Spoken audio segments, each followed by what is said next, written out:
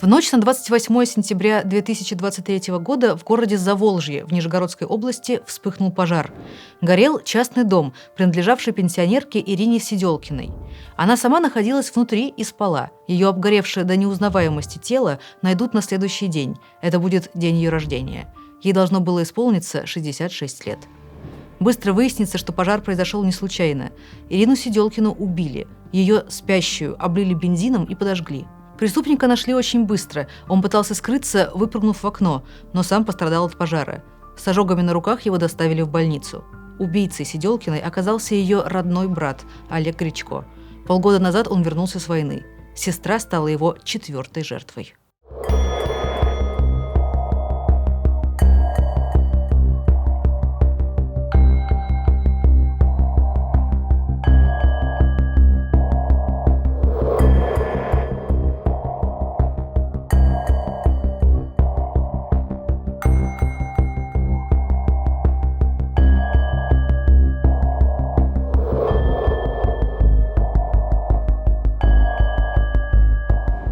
Зачем сестру родную сожгли?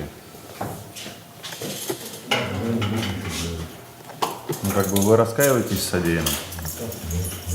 А сестру-то за что?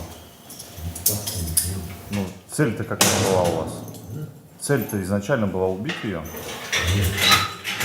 А что тогда? Так получилось у Олега Гречко уже много раз. На его счету не только убийства, но и грабежи, угоны и другие преступления. В 1994 году его посадили первый раз, дали 2 года за угон автомобиля. Он вышел раньше срока по амнистии, но вскоре снова оказался в тюрьме за кражу. А потом получил еще несколько сроков за хулиганство. В сентябре 2004 года он за 1 неделю убил 2 человек. Сначала жестоко избил и зарезал мужчину в родном Заволжье, и всего через несколько дней зарезал еще одного в Нижнем Новгороде. Гречко пытался скрыть оба преступления, но его вскоре поймали и осудили на 16 лет. В 2018 году он освободился по УДО, но вскоре снова сел на 3 года, на этот раз за кражу со взломом. А в 2021 году Гречко опять убил человека – Валерия Урсакия, с которым они вместе работали на промбазе в Нижнем Новгороде и пару месяцев жили в одной бытовке. Урсакий недавно вышел из больницы, где лечил сердце. Как вспоминают бывшие коллеги, он был человеком болезненным и тихим, но зато трудолюбивым, умелым механиком и совсем не пил. Это очень раздражало алкоголика Гречко. А еще у Урсакия был автомобиль Volkswagen, который буквально не давал покоя его напарнику. Гречко несколько раз грозился поджечь машину, пытался отнять автомобиль угрозами, а в итоге жестоко убил Урсакия. Он нанес ему не менее 12 ударов по голове и шее, повалил на землю, а потом задушил проводом от кипятильника. И Гречко еще попытался представить это как несчастный случай, позвонил начальнику и заявил, что сосед умер от сердечного приступа. А перед этим якобы подарил ему тот самый злосчастный автомобиль. Уже к этому моменту не оставалось сомнений, что Олег Гречко – жестокий убийца, одновременно расчетливый и безумный, просто как маньяк из триллера. И такого человека просто необходимо изолировать от общества. Его и изолировали, посадили на 11 лет. О может охарактеризовать следующим образом. Когда О трезвый, то нормальный, спокойно работящий, неконфликтный. Но когда О выпивший, то сразу становится неадекватным. В нем просыпается какая-то бесовщина, ему хочется каких-то неадекватных движух, становился агрессивным. Однако Гречко снова не досидел до конца срока. На этот раз его помиловал Владимир Путин. 13 сентября 2022 года Путин подписал соответствующий указ, и Гречко вместе с другими уголовниками отправился на войну в Украину в составе ЧВК Вагнера. На фронте он пробыл недолго. Уже через полгода, весной 23 года, Гречко вернулся в Заволжье совершенно свободным человеком. Более того, при деньгах. С войны Гречко, у которого никогда не было постоянной работы, привез 450 тысяч рублей. Тюрьма не произвела на него никакого впечатления. Едва вернувшись, Гречко тут же снова стал воровать.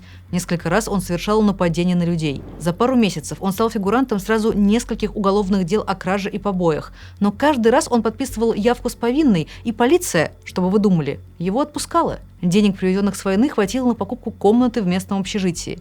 Но жить там вагнеровец не захотел.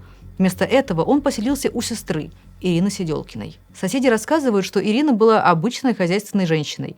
Она много лет работала в детском садике, так что в небольшом городке женщину знали очень многие. А в последние годы устроилась работать на кухню в одном из коммерческих предприятий города. Ирина вырастила 2 дочерей.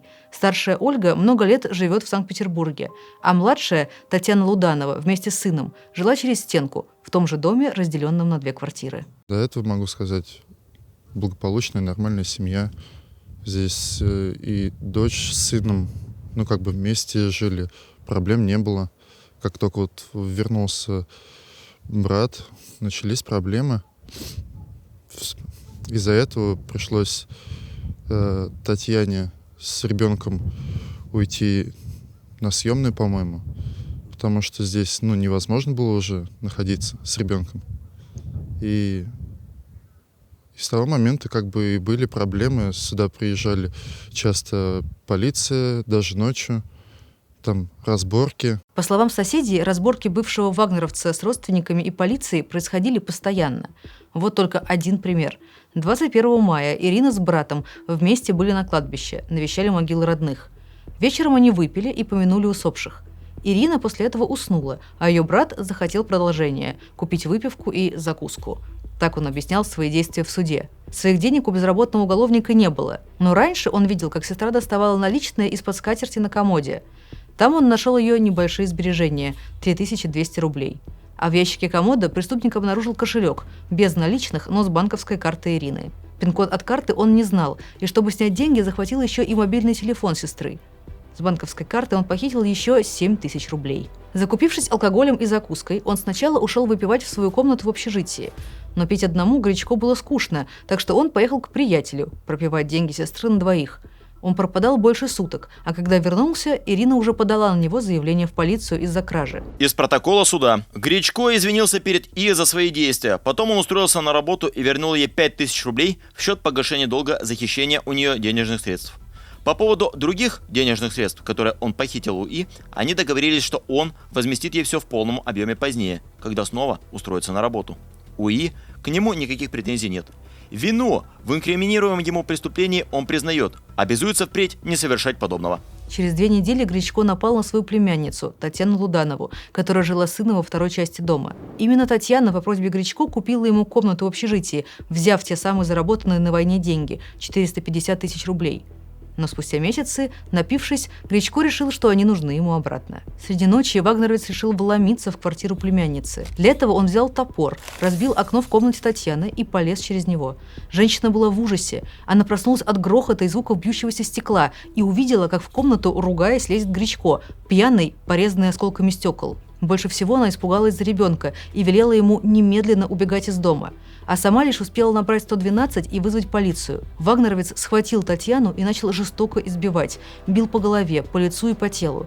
От первого же удара женщина упала на пол, а Гречко продолжал истязать ее. Он требовал, чтобы женщина вернула ему деньги, продала комнату обратно или распродала собственную бытовую технику. В какой-то момент Татьяна смогла вырваться, выбежала из дома и попыталась убежать от маньяка.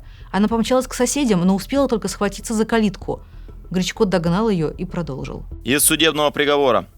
Подозреваемый подбежал к потерпевшей и с силой стал разгибать ее пальцы рук, причиняя физическую боль.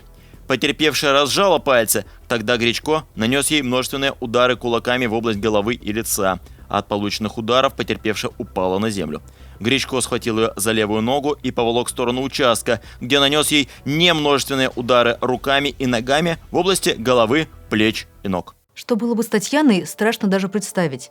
Садист мог как минимум покалечить ее и ребенка. Но в этот момент к дому наконец-то подъехала полиция. Но полицейские не заперли его в СИЗО, не закрыли от людей.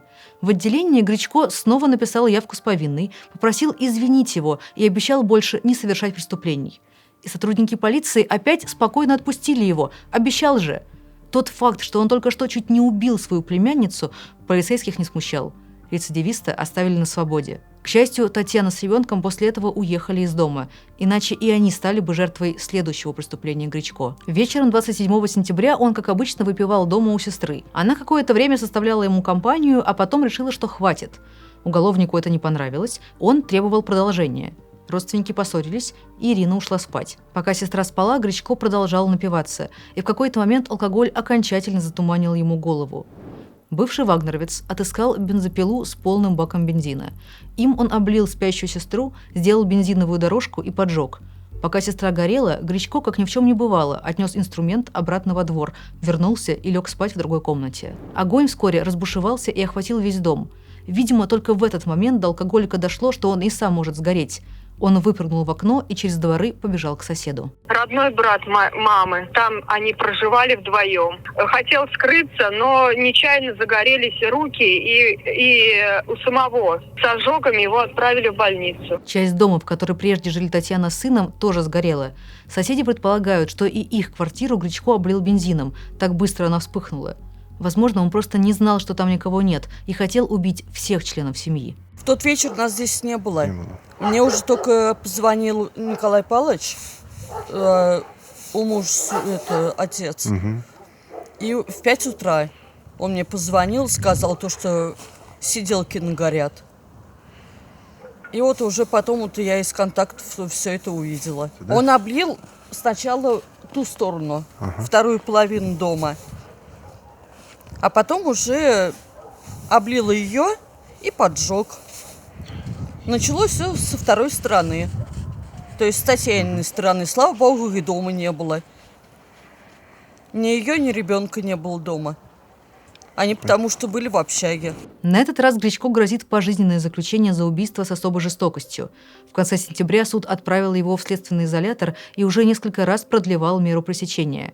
Дело сейчас готовится к слушанию. Эта история похожа на сюжет плохого триллера. Она звучит совершенно неправдоподобно. Убийцу-рецидивиста раз за разом выпускают то из отделения полиции, то из тюрьмы, чтобы он совершал новые преступления. Но это не фильм ужасов, а реальный кошмар, в котором живет наша страна. Человек, захвативший в ней власть, Владимир Путин, сломал абсолютно все. Полиция не защищает людей. Решение суда можно отменить одной подписью.